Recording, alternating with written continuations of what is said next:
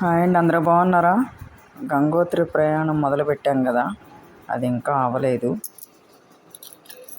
గంగోత్రికి ghat road మీద ప్రయాణం చేస్తూనే ఉన్నాము.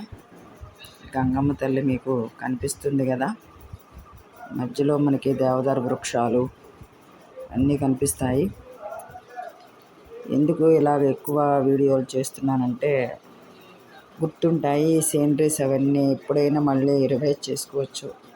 చూసుకుంటే మనకి వెళ్ళినంత ఫీలింగ్ కలుగుతుంది కదా అని ఈ వీడియోలు చేస్తున్నాను. చూడండి, మంచు కొండలు మొదలుపెట్టాయి. మా బస్సే బయలుదేరుతుంది, ముందు బస్సు అనమాట. మొత్తం 5 బస్సులు చెన్నకేశవ ట్రావెల్స్ వాళ్ళు. మధ్యలో మనకి హెలికాప్టర్ సర్వీసులు కూడా స్టార్ట్ అవుతాయి.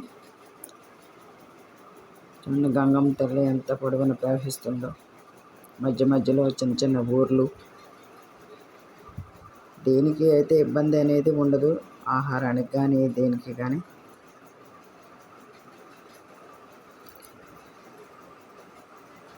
హెలికాప్టరు ప్రయాణం చేస్తూ ఉంది, అది కనిపిస్తుందా? మంచు కొండల మధ్య హెలికాప్టర్ ప్రయాణం. హెలికాప్టర్లో మనకి టికెట్ దొరకాలంటే కానీ అన్నిటికన్నా చౌకైనది 6,500కి వచ్చేస్తుంది మనకి రానుపోను. అలాంటిది మనకి దొరకవు. అవి టికెట్లు మనం అక్కడికి వెళ్ళాలంటే 20,000 30,000 ఇచ్చుకుని వెళ్తూ ఉంటాం. గుర్రాలకి, డోలీలకి కానీ, బిట్టోలకి కానీ. హెలికాప్టర్ సర్వీస్ దొరికితే కనుక వాళ్ళకి 10 మినిట్స్లో వెళ్ళి అక్కడ కేదార్నాథేశ్వరిని చూసుకొని మళ్ళీ రిటర్న్ అయిపోవచ్చు. వాళ్ళు పెట్టుకున్న స్లాట్ని బట్టి. చూడండి, మంచి కొండలు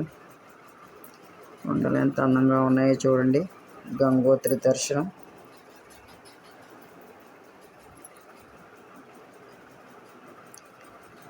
హెలికాప్టర్ మళ్ళీ మీకు కనిపిస్తుంది. చూడండి, అందాలు చూడండి, మంచు కొండల అందాలు. ఏదైనా చార్ధామ్ యాత్ర కఠినమైనా సరే చాలా మనసుకి హత్తుకునే యాత్ర.